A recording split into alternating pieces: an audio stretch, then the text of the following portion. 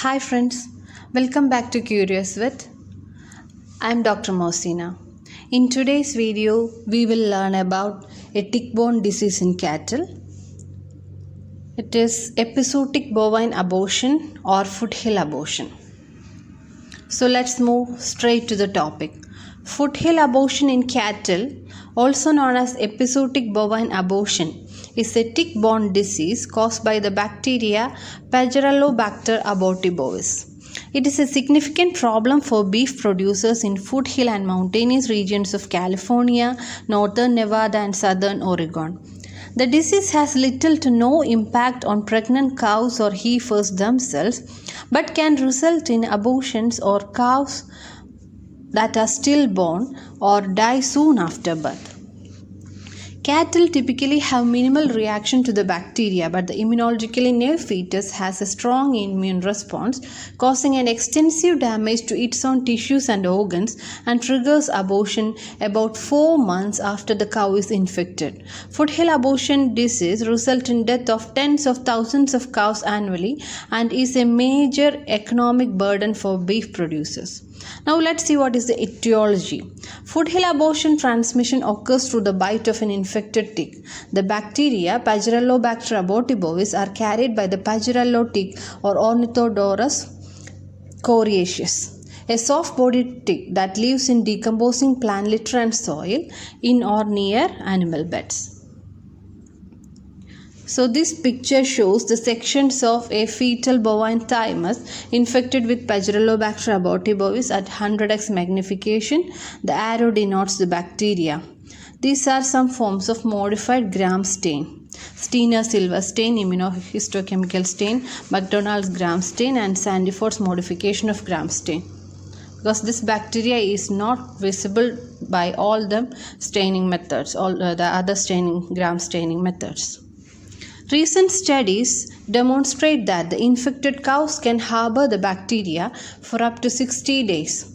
Conception during this time can result in previously unrecognized early fetal abortions.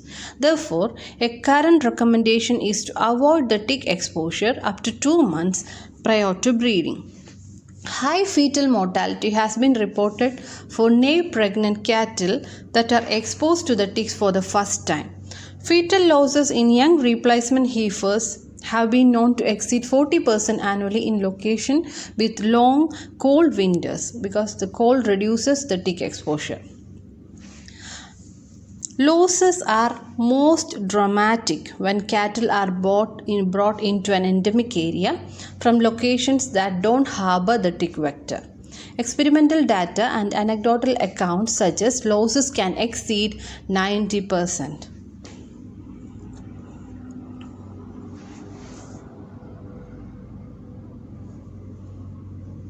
The fetal losses vary widely between the geographic locations and between herds. The variables responsible are likely many and are poorly understood. Cows that are bitten by infected ticks gain immunity to the bacteria that lasts for several years.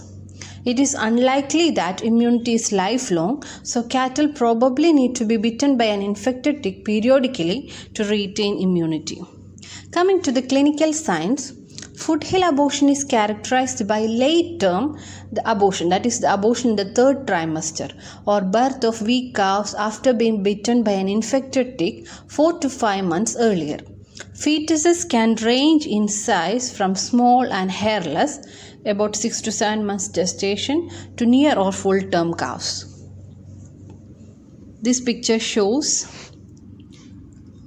an aborted calf.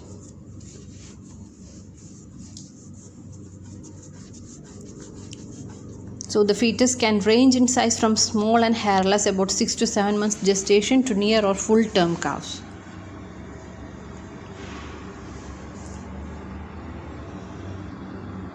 And aborted fetuses often exhibit enlarged livers, spleens, and lymph nodes. The easiest to feel is located in the front of the point of shoulder.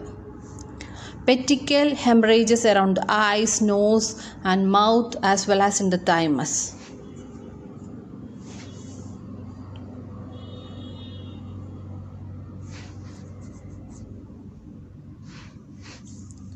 They may have fluid-filled abdomens, that is pot-bellied appearance, though they may also appear relatively normal.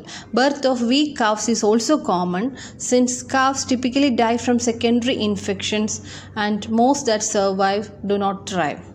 Adult cows do not show signs of disease prior to abortion. So this picture shows some signs of foothill abortion. The signs of foothill abortion are not visible in the fetus until approximately 100 days after infection. On an aborted calf, you will see the red dots, that is petechial hemorrhages on eyes and mouth, swollen belly, that is pot-bellied appearance because it is full of fluid, lymph nodes in the front of the shoulder will be enlarged, the thymus instead of being white will be red from hemorrhaging, and last spleen and motile liver also can be seen. Then coming to the diagnosis, historically a combination of herd history, that is potential exposure to the ticks, examination of aborted fetus tissues by a pathologist, and elevated levels of immunoglobulins in fetal blood were used to diagnose epizootic bovine abortion. Microscopically, there is marked lymphoid hyperplasia in the spleen and lymph node and granulomatous inflammation in most organs, and fetal immunoglobulin G (IgG) is increased.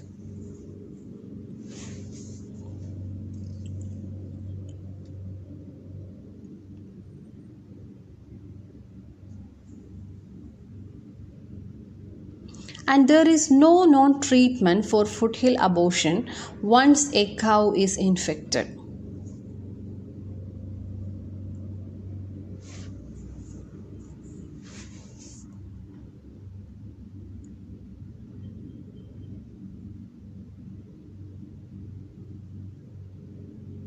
Coming to the prognosis, the prognosis for carrying the pregnancy to term is poor in Nave cattle exposed shortly before breeding or within the first and second trimester of pregnancy.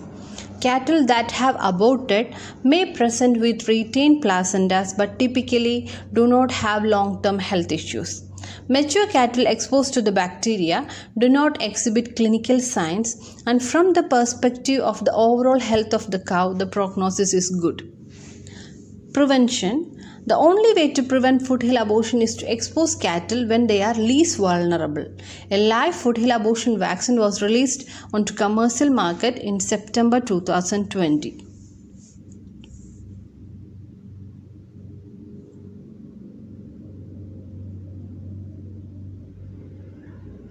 Coming to the management techniques, a variety of management strategies can be utilized to reduce exposure when unvaccinated cattle are most susceptible, that is shortly before breeding and during the first and second trimesters of pregnancy. And these management strategies include two different things. Let's see one by one. One, managing the breeding schedules. Fall calving can decrease EBA losses compared to spring calving due to reduced overlap between high tick activity and early gestation pregnancies. Utilize tick-infested fields in cold season to reduce the chance of exposure.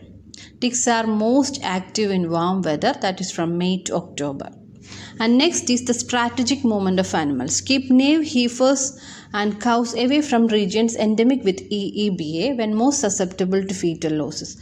Graze cattle in irrigated pasture or wet meadows.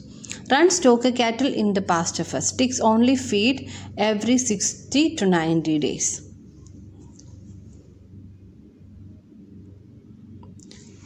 Before winding up, let's see the key points once again. Epizootic bovine abortion is localized to the foothill region surrounding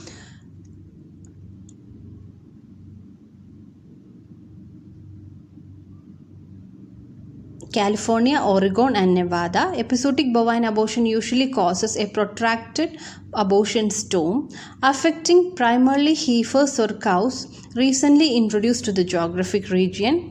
However, abortion can occur 3 to 5 months after leaving the endemic area. Abortion is usually in the last trimester and rates may be as high as 60%.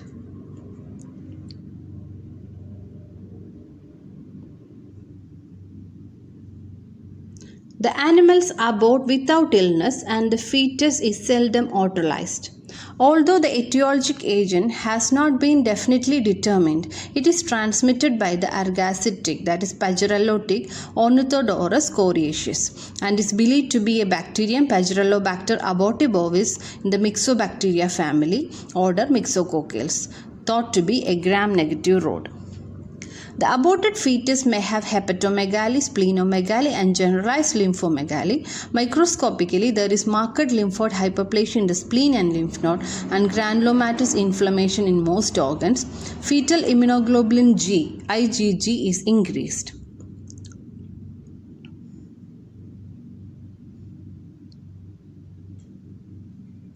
Cows seldom abort in subsequent pregnancies. Heifers are often exposed to endemic areas before breeding age in an effort to prevent abortions.